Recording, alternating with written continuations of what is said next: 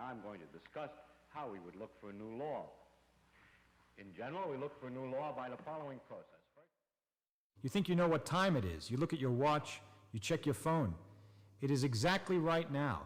And you assume that right now is a universal snapshot. Imagine you snap your fingers. You naturally believe that at the exact instant you snapped your fingers, a specific man in Paris sneezed, a specific rock tumbled down a crater on Mars, and a specific star exploded in the Andromeda galaxy. You believe there is a cosmic, universal clock ticking away, and we are all sharing the exact same present moment. The past is gone.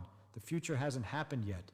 There is only the grand universal now. Fine, it makes perfect sense. It's how our brains evolved to survive, but it's a lie.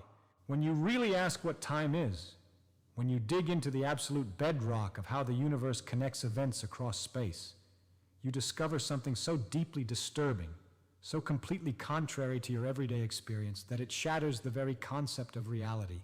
The universal now does not exist. The past hasn't gone anywhere, and the future is already there. It sounds absurd.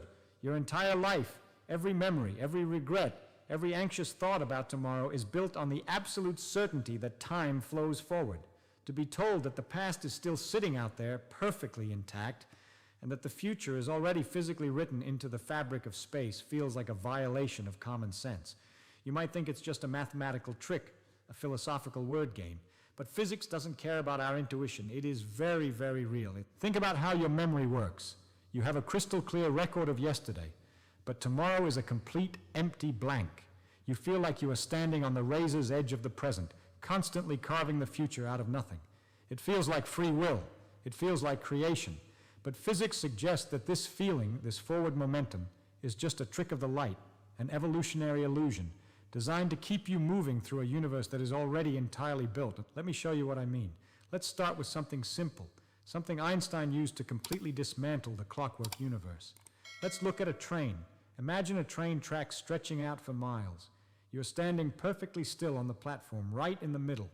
A train comes rushing by at an incredibly high speed. Just as the exact middle of the train passes right in front of your face, two bolts of lightning strike. One hits the very front of the train, and one hits the very back. The light from the front strike travels through the air and hits your eyes. The light from the back strike travels through the air and hits your eyes. Because you are standing exactly halfway between them, the light from both strikes travels the exact same distance to reach you. And since light always travels at the exact same speed, the two flashes hit your eyes at the exact same time. You saw them simultaneously. You say, those lightning strikes happened at the exact same time. They happened right now. You are absolutely correct. From your perspective on the platform, they were simultaneous. But what about the person on the train? Imagine a woman standing exactly in the middle of the train car. The train is moving very fast. As the lightning strikes the front and the back, she is rushing toward the front strike and moving away from the back strike. Now remember the one unbreakable rule of the universe. The speed of light is always constant. It never changes, no matter how fast you are moving. Because the train is moving forward, the woman is physically moving toward the light waves coming from the front of the train. That light has a slightly shorter distance to travel to reach her eyes. At the same time, she is moving away from the light waves chasing her from the back of the train.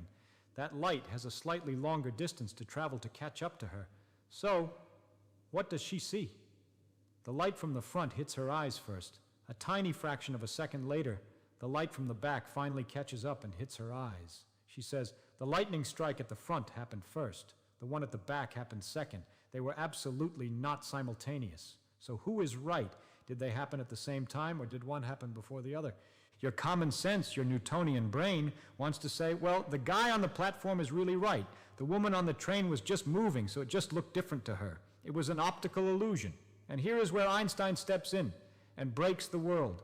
Einstein proved that the universe has no preferred perspective. There is no true stationary background. You cannot say the platform is perfectly still and the train is moving because the Earth is spinning and orbiting the sun and the sun is flying through the galaxy. All motion is relative, therefore both perspectives are 100% physically real. They are both mathematically true. The man on the platform is right. The strikes happened at the same time. The woman on the train is right. The front strike happened first. Think about what that actually means. If two people cannot agree on whether two events happened at the same time, then the concept of at the same time does not exist in the universe. Now is not universal. Now is an illusion. It is a local phenomenon, entirely dependent on how you are moving through space. Let's scale this up. A train is small. The differences in time are fractions of a nanosecond. But what happens if we stretch this out across the cosmos? Imagine you are sitting on a park bench on Earth. Someone is walking past you on the sidewalk.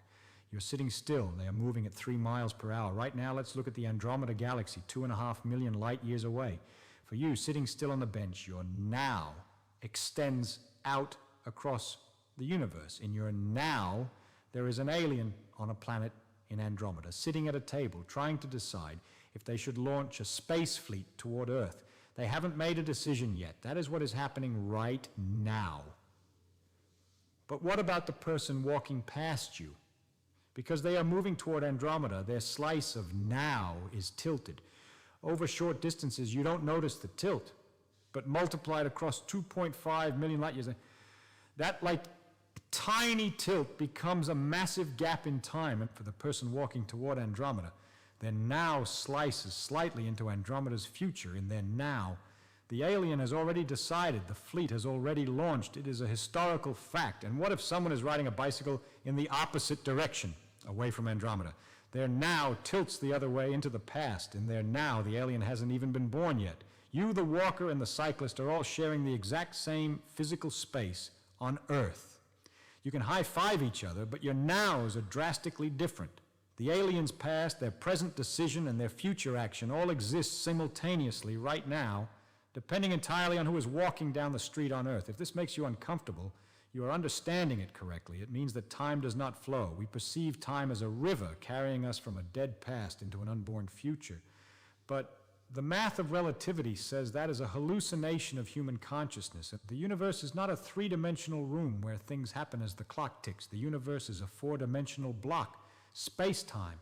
In this block, every moment that has ever happened and every moment that ever will happen is already there. It is frozen into the geometry of the cosmos, the Big Bang, the birth of the Earth, your first kiss, the words you are reading right now, and the eventual burning out of the last star. They all exist equally, permanently, and simultaneously. Just like New York and Tokyo both exist right now, even if you are only in one of them, your past and your future both exist perfectly intact, even though you're only experiencing this exact moment. You're just moving your spotlight of consciousness through the solid block of time, this avalanche of discovery, from measuring the speed of light to Einstein imagining trains and lightning bolts to the realization of the block universe, forces us to abandon our deepest, most primal intuition about reality. You cannot change the past because the past is still happening. You cannot fear the future because the future is already here. Time is just a landscape we are driving through, and the fact that we can understand this, that our soft, flawed brains can use logic and mathematics to step completely outside of our own biological perception of time and see the universe as the eternal, static jewel that it really is. That is the beauty of physics. Not comfort, not simplicity. Truth